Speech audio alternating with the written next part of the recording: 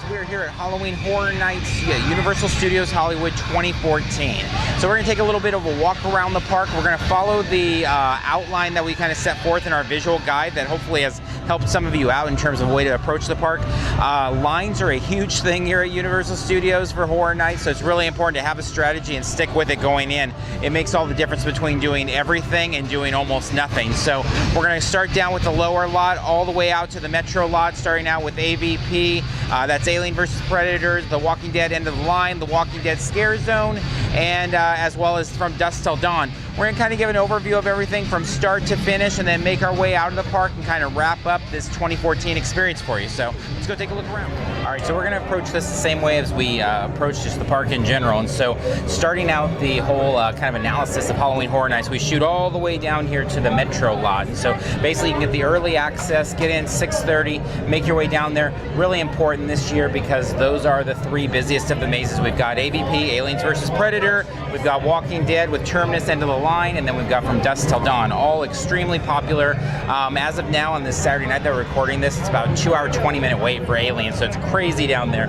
So anyway, you hit down there, some pretty cool mazes. Obviously, as everything with Universal, a lot of it's about intellectual property, so some of them come off a little bit like commercials, but a lot of fun stuff down there. A really cool Walking Dead Scare Zone as well. Walking Dead and AVP seem a little bit similar in kind of the overlay format. They're very much on the big kind of scare. It's a little bit formulaic, but still fun set pieces all the way around. Really love From Dusk Till Dawn. It's very organic. Again, we're not going to have big spoilers as we go through this. We want to let you guys kind of enjoy them yourself. We want to give a little bit. We're going to go down there, take a little look around so you can kind of an overview of it, and then we're going to head to the lower lot. Walking Dead, Dusk Till Dawn, Alien vs. Predator. Most importantly, restrooms are down there.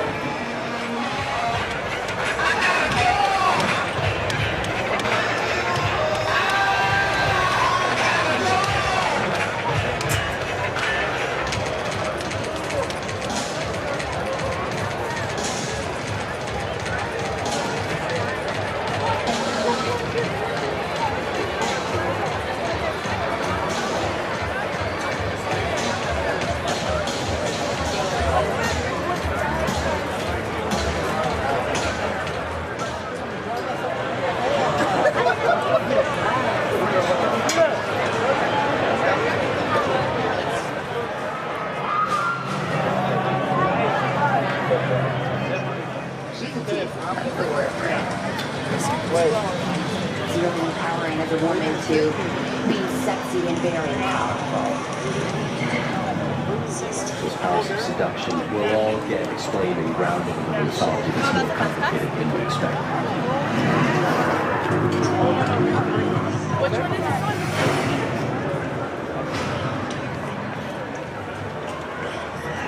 Aloha. Welcome to the Big Kahuna Burger. Would you like to try our Special Agent Utah meal? Still alive? So as you can see, the Metro lot is packed again. Those seem to be the breakaway favorites so far on this opening weekend here. Great mazes. A lot of the things about Universal with Horror Nights, though, is everything's kind of relative to the wait times, and so it's hard to say, like, AVP is a lot of fun. Is it worth 2.5 hours? For me, it's hard that anything's really worth that amount of time, but still a lot of fun. Love the Walking Dead scare zone, but like a lot of the scare zones, it's super short, so, you might want to kind of pass. I've gone through there a couple times, just kind of soaking it all in and taking in. Really fun little scare zone there, but great stuff down there. From Dusk Till Dawn's definitely my favorite of the ones out on the Metro lot. And then again, a cool thing about Universal Studios, whether it's down there or on the Terror Tram, is that you actually get to experience the actual movie and TV sets and kind of walk around is an awesome thing. Okay, so heading over here into the lower lot areas, we're kind of waking our way back to the front of the lot. We're in right now a scare zone, as they call it, which is Skulls, which is kind of an odd scare zone. It's basically 2 to 4 actors on stilts at any given time, and they're just kind of wandering around, and there's some flashing lights, but there's not a whole lot of scare zone going on there. I think one of the things, just outside of Black Christmas, which we'll get to in a little bit, the scare zones are a little bit of a letdown in general, but it's fine. American Werewolf in London, the breakaway favorite, I think, leading up to Horror Nights, is a fun maze. Again, very cinematic, big scenes going on in there. And then one that I think kind of has caught some by surprise is Clowns 3D with the music by Slash. Some thought it was a little bit of an odd choice because it's, everybody's done the clown thing, everybody's done the 3D. A lot of Horror Night type situations are moving away from the 3D scene, and they brought it here. That being said, I think it's very fun to see what the Universal creatives have done with it, and it's a really fun little maze. A lot of creative stuff. It's just, that kind of classic backyard haunt experience, but on a much grander scale, seen what the, great minds of Universal have done. So let's take a quick look around some of the out exteriors of those two mazes, and then we'll head up to the upper lot.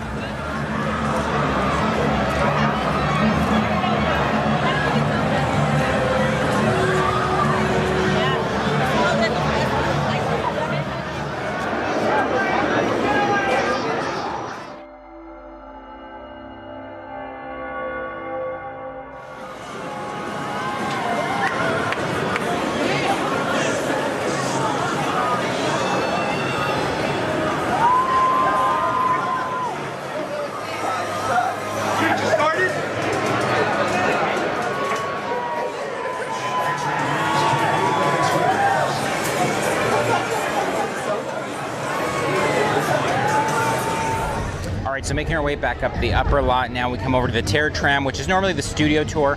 Really cool thing about this is that it takes you actually down onto the lot. Again, just like the Metro area, you're able to get out of the car, walk around. You go through the Bates Motel, the Bates house. I think those are just highlights alone. That would be worth it, even if they were a Walking Dead theme. That being said, the Walking Dead theme is fun. It is a little bit of a Walking Dead saturation point, probably after all these years of having the Terror Tram, the Scare Zone, and the maze. But that being said, it's fun. It's obviously an awesome TV show and super, super popular. But that being said, fun little thing. The line's been really short the first couple days this year, between anywhere from 5 to 20 minutes. So that's been nice. And then once you get down there, there's just a ton of area to roam. So it's really much more of an immersive experience where you're out going through kind of a major scare zone. So lots of fun down there. All right, let's go look around over there.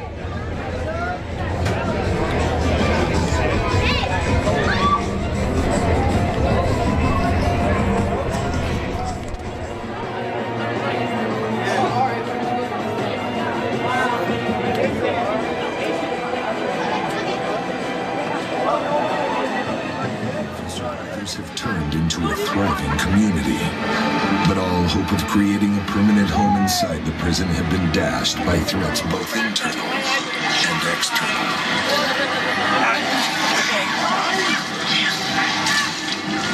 The fragile group of survivors have been exposed to a terrible new virus that has depleted their ranks and turned the unfortunate... All right, so we round things up here on the upper lot. This is actually the entrance to the park, but if you're working backwards, obviously, as the crowds have made their way to the bottom, that's where we're at now, up on top. And so you've got several scare zones up here. We've got the Purge Anarchy up here, which is fun, very wild, cool. I really enjoyed both of the movies, so that's a fun one for me. Also, we've got Black Christmas and Masquerade over here. Black Christmas, I think, is my favorite scare zone ever.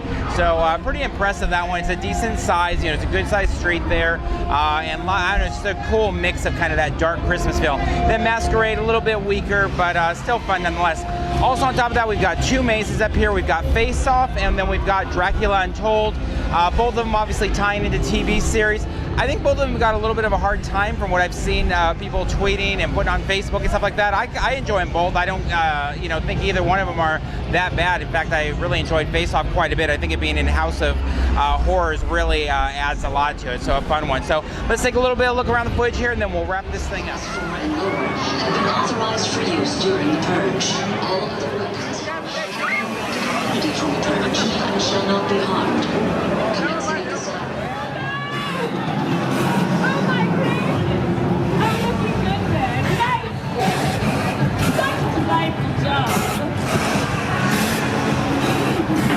We'll continue the bidding off from here on my right. The excellent marathon runner $2,000.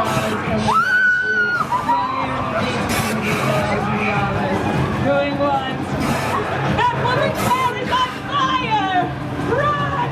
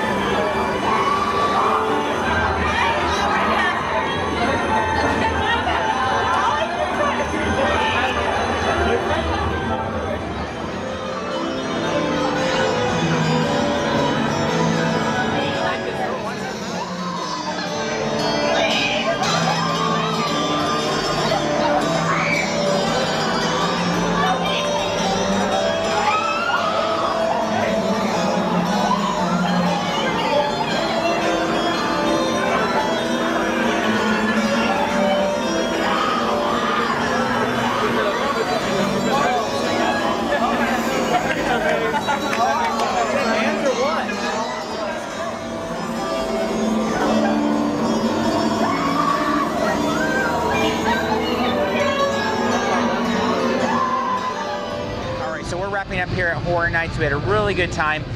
We're really going into a lot of detail on our podcast, so if you're not following along with us at Parks and Cons on iTunes or Stitcher, check that out, because we go into a lot more detail with everything. But that being said, had a really good time. One of the things we talk about on the podcast a lot is that it's very much a kind of apples and oranges in terms of how they approach the Horror Night experience versus a lot of other places. A lot of segmented experiences, a lot of things. It's very much like TV episodes, as we described. It's kind of like you go from one episode to the next episode to the next episode, rather than being one kind of continuous storyline. So you go from, Dracula to Face Off to AVP and all of that. And so it's fun, it's just very different. And so it's something you kind of have to adapt to if you're used to kind of a more cohesive storytelling structure. That being said, a lot of fun. Now, if you love Universal Horror Nights, I definitely suggest, if you haven't checked out some of these other places like Queen Mary, definitely not Scary Far, give some of them a try, because they really do a lot in terms of storytelling. They don't have the same power in terms of intellectual property. You're not going to find Walking Dead there, for example, but you're going to find some really unique experiences there that I think you would enjoy if you enjoy the Horror Night, approach. One big note, if you haven't been to many other haunts, I would say in a lot of ways Universal Horror Nights is actually not quite as scary as a lot of the other things that we go to. So if your thing is, I hear a lot of people talk about Horror Nights and they're like, oh, it's so scary, it's the ultimate scare. I wouldn't go that far, so I'd give some of those other ones a try. So you can follow along with us on our podcast, obviously. All of our YouTube videos on our channel will have lots of stuff from all the best haunts here in Southern California. So until next time, we'll see you in line somewhere.